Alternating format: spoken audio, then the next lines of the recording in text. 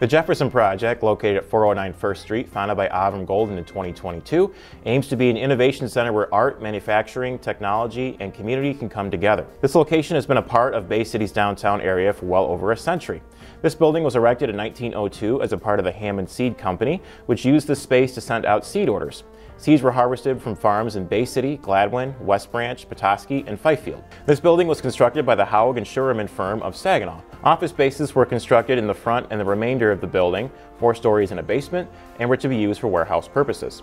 Estimated costs for construction were $30,000, or just shy of $1 million today. The original building was 50 by 150 feet, and the entire building is 44,000 square feet.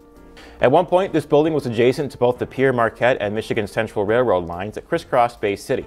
A sidetrack railway ran along the eastern side of the building for the Pierre Marquette and Detroit and Mackinac railroads. The Michigan Central Railway passed the northern edge of the property, which is where the rail trail is now. The Hammond Seed Company left its mark in Bay City and helped to advertise its industries at the time. Also in 1902, the company shipped cereals all the way to South Africa. In May of 1904, the Hammond Seed Company seemed to be in a pickle. The Bay City Times reported that the Pierre Marquette rail yard had 10 cars loaded with over 2,000 consignments for stops spanning some 20 states. Some cars sat for over 2 weeks with seed, and others had potatoes that were usually shipped out the day after being loaded.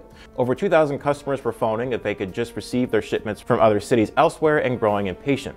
The Pierre Marquette and Michigan Central yards had more freight than they could handle. On numerous occasions, it was reported that the Hammond Seed Company was asked to please defer delivering for the day. The company had large numbers of orders to fill, but could not work at full capacity due to not being able to get shipments out of town. This was the 3rd year in a row where this condition persisted. By September of 1904, the Hammond Seed Company announced that it would sell off its property and assets. The stock, fixtures, and contracts were sold for $15,000 to A.E. Boosfield, and the company continued in business for a few more years. The building was bought in 1907 for $14,000 by wholesale grocers Lee, Caddy, and Smart and occupied by the H.W. Jennison branch store. They were one of the largest grocers in the country at the time. The deal was brokered through the Schuer brothers. The former Jennison Hardware, located on Water Street where Studio 23 and Jennison condominiums are now, used the same space on First Street as an annex for the company known as Warehouse Number 3. The Lee and Caddy firm continued to operate this space as a grocer until right before World War II. They later relocated to the Saginaw branch to concentrate operations there and did not return to this location. Defoe was located along Woodside Avenue where OmniSource is now and is considered to be the birthplace of the patrol craft, or PC for short. These were crucial during the Battle of the Atlantic throughout the duration of the Second World War.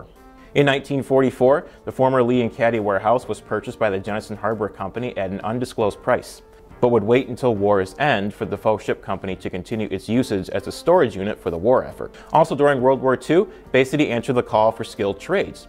A program sponsored by the Board of Education in cooperation with the State Board of Control over Vocational Education developed a vocational education program here.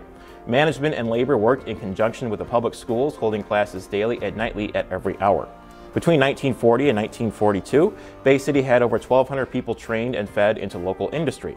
At the time of reporting in 1942, 350 people were being trained in 6 different centers for 21 courses, and among those centers was this building with a focus on arc welding. Within 5 weeks of operation in early 1942, they had turned out 146 welders ready for the Bay City plants. Also in 1942, a garage was provided behind the Lee and Caddy warehouse for the instruction on welding 6 days a week in 8-hour shifts. 30 people could be accommodated each shift, and after 96 hours of coursework, students could be qualified for welding positions in plants for Army and Navy contractors. Skilled instructors were hired to teach students welding, 2 per shift. Organization of the content of the courses were met to occupational standards by sponsoring agents with the cooperation of local advisory agents on defense training, including but not limited to industrial brown hoist and Bay City shovels.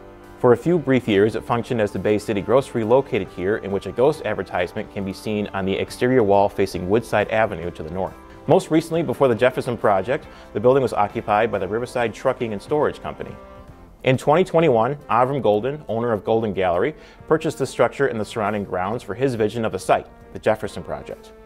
Currently undergoing maintenance and heavy planning, Avram envisions this building and the space it inhabits as an art district, an arts and technology hub, rented apartments, and a sculpture park serving to fill a gap in downtown Bay City and the surrounding region.